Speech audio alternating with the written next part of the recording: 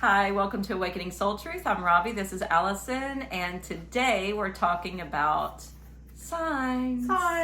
Signs from the universe, signs from the other side, signs from people that have crossed over, signs from your team of light, your angels, your guides, signs from God directly, signs from everything. And this wonderful, sweet book is something that I just read. It's filled with stories about signs, so I hope you pick it up. But we're going to talk about our own personal experience of being supported by the divine, because truly we need it.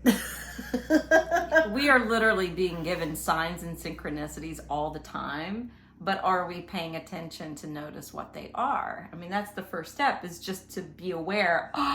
There's my sign. There's magic. Mm-hmm. Can you accept a sign?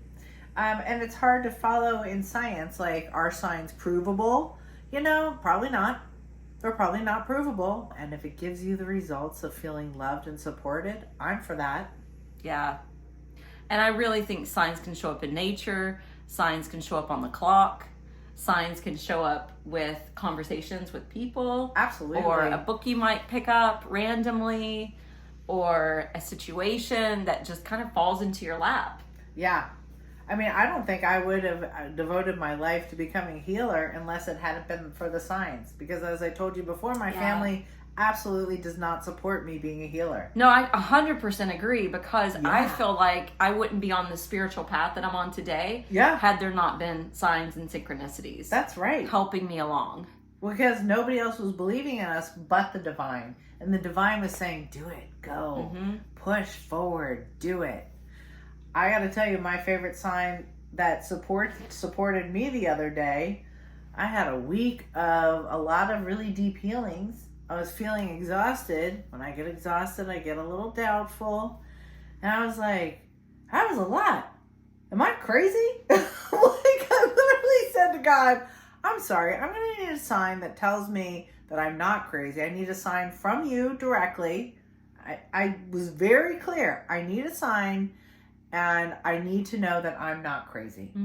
And that this is all really happening. Because as you know, I have these incredible visual mass healings that happen, and you got to check and balance yourself. So the most beautiful thing happened. Oh my gosh. So I was walking the dog. We stopped, as dogs do, sniffing around. I'm just standing, looking around. Spring's come. And I literally hear, in my head, look down now, look at the clover. And I just went, 2.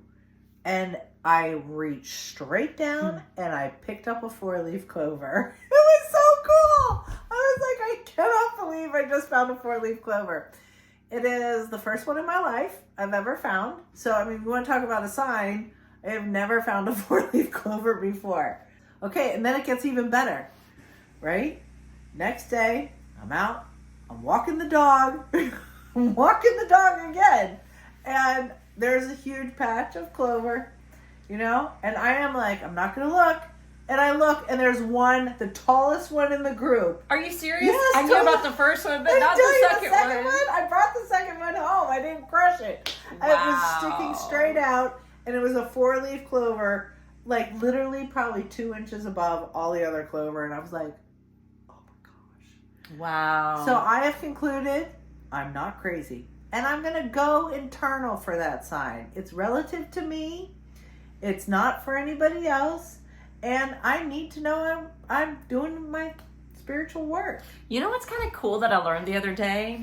That has nothing to do with this topic, but we'll come back to it. We just had St. Patrick's Day recently. And St. Patrick actually wasn't even Irish. He was Roman. And he had gone to Ireland as a slave. Oh, this is fascinating. Oh. He had gone as a slave at 16, and then he escaped slavery and left.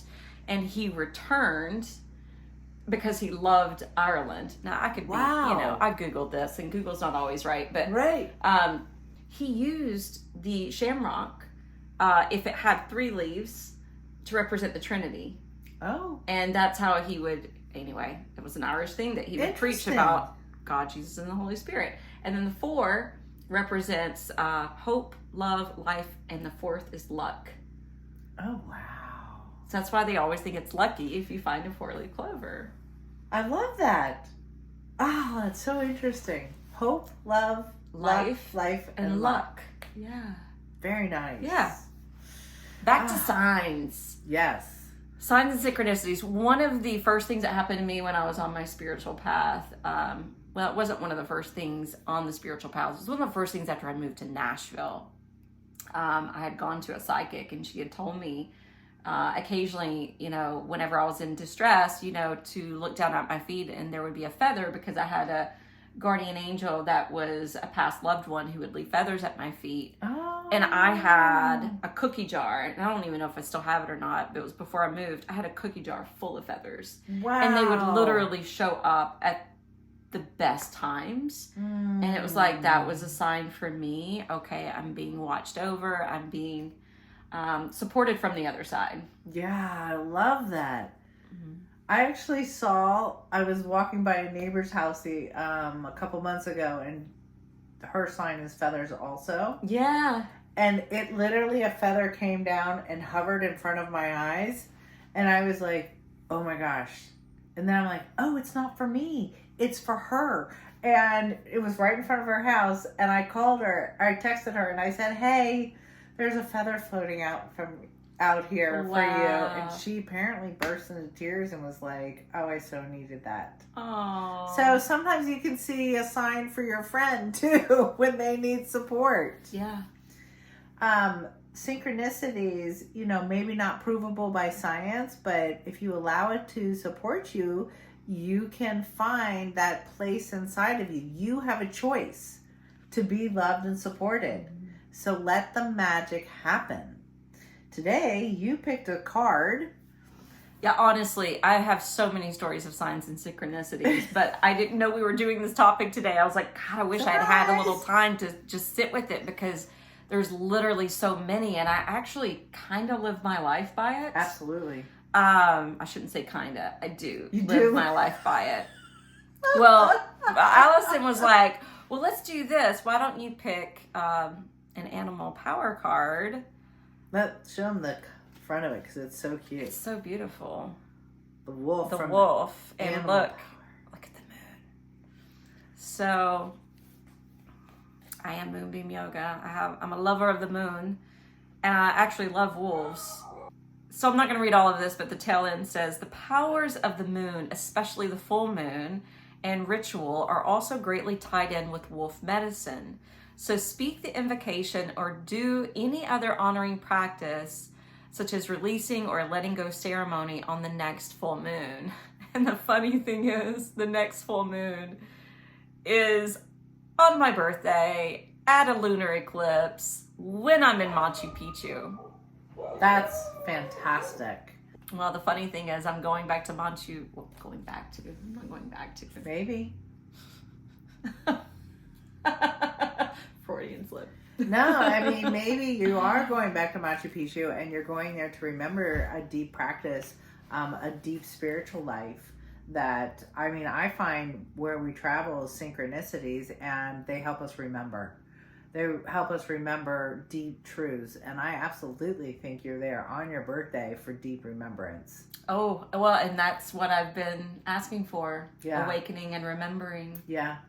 So it's probably not a coincidence that I'm going at this time. I never thought it was. I thought it was just by chance. I think you're going for a reason. I think you're going to find some deep part of yourself resurrected. Oof, I hope so. The funny thing is, I thought I was going to go up on that mountain and marry myself. That was the ritual I was going to do. Wow. But then I decided against it, and I actually themed this retreat Rituals in Peru, because it's not a yoga retreat, it's rituals. I love it. And then here it's saying, do a ritual the next full moon. I love that. So there's synchronicity. Support. Total synchronicity. Support of you unfolding in this very spiritual place. I'm excited for your trip. The audience and I, we cannot wait to hear what happens for you on your journey. Dreams can also contain some signs and synchronicities, and I had a conversation with 2 different women conveniently the day before I see you, not knowing this was going to be the topic. Right. And they're both having things come up in their dreams, and it is in alignment with what is happening in their life and what they're trying to bring into their life. And so their signs and synchronicities were actually showing up in their dreams. So literally look for them everywhere, internally, externally. They say especially three-dimensional dreams where you're really feeling that you're a character and living through it and finding the symbolism behind everything. One thing to recognize about signs and symbols, and even in your dreams, is that it's relative to you. Mm-hmm. You're the tool, you're the interpreter. So what does it mean to you?